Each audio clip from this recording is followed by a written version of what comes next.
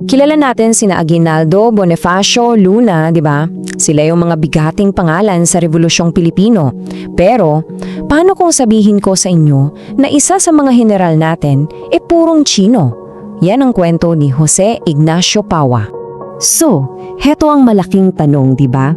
Paano ang isang immigrant na Chino na naghahanap lang ng magandang buhay ay naging general pa sa Philippine Revolution? Parang ang layo, no? Tingnan natin kung paano nangyari yan. Okay, imagine nyo to. Tumingin kayo sa mga lumang litrato ng mga general ni Aguinaldo. Siyempre, andyan yung mga pamilyar na mukha.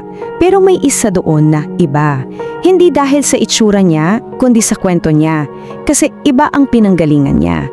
So, tara, kilalanin muna natin siya. Sino ba si Jose Ignacio Paua bago pa siya naging general? Ang totoo niyang pangalan, Hao Apao. Galing siyang Fujian, China. At the age of 18, dito siya napapapad sa Pilipinas. Naging panday siya, a blacksmith doon sa Cavite. At dito na nagbago ang lahat. Habang umiinit ang tensyon, gumawa siya ng isang desisyon na babago sa takbo ng buhay niya. At ito yung pinaka-importante sa lahat. Bilang dayuhan, ang dali sanang sabihin na, wala akong pakialam dyan. Pwedeng-pwede siyang manatiling neutral. Pero hindi. Pinili niyang makialam. Pinili niyang sumanib sa laban ng mga Pilipino. So paano siya tumulong?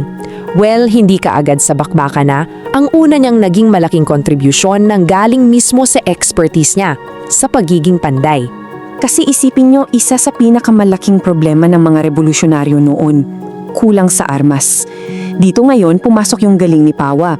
Ginamit niya yung skills niya para magtayo ng isang armory, isang paggawaan ng sandata sa Imus, Cavite. Ito yung naging, kumbaga, factory ng mga armas ng Katipunan sa area na yun. At hindi lang siya basta-basta gumawa. Taga-repair din siya ng mga sirang baril. Gumawa rin siya ng mga lantaka, yung mga kanyon natin. At ito ang pinakaastig, tinuruan pa niya yung ibang mga Pilipino kung paano gumawa ng sarili nilang mga bolo at etak. So in short, yung kaalaman niya, yun mismo ang naging sandata ng himagsikan. Napaka-crucial nito, lalo na nung nagsisimula pa lang ang revolusyon. Pero hindi dyan nagtatapos ang kwento niya. Kasi yung panday na gumagawa ng armas, lumabas na sa pandayan para siya naman ang humawak ng sandata. At dito natin makikita yung transformation niya, no? From a blacksmith working behind the scenes to a general on the front lines. Mula sa paggawa ng sandata, siya na mismo yung gumagamit nito sa laban para sa kalayaan. Ang galing!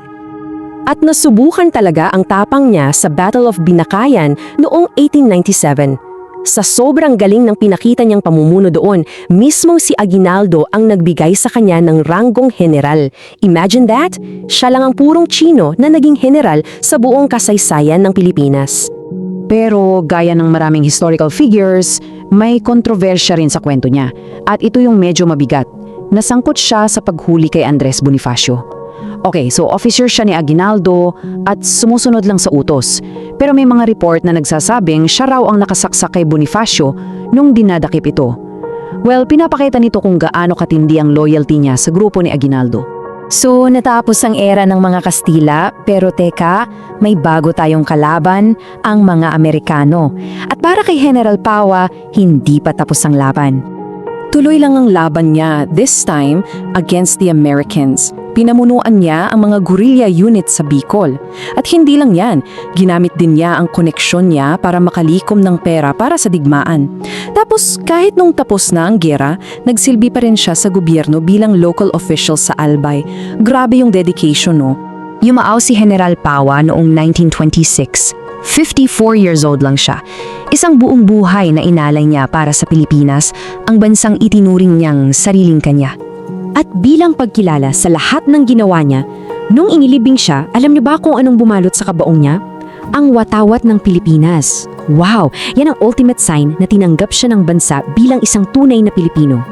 At dito talaga papasok yung pinaka-legacy niya, diba? Isang paalala na ang pagiging Pilipino hindi lang yan nasa dugo, nasa gawa, nasa paninindigan, at higit sa lahat, nasa puso. Kaya iiwan ko sa inyo ang tanong na to. Si General Paua, na isang dayuhan, na may mga kontrobersya sa kanyang kwento. Sa tingin niyo ba, dapat ba siyang ituring na isang pambansang bayani? Anong sa inyo?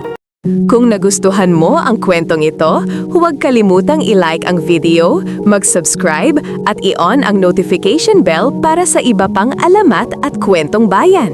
I-share mo rin ito para mas marami pang Pilipino ang makaalala ng kagandahan ng ating mga kwento.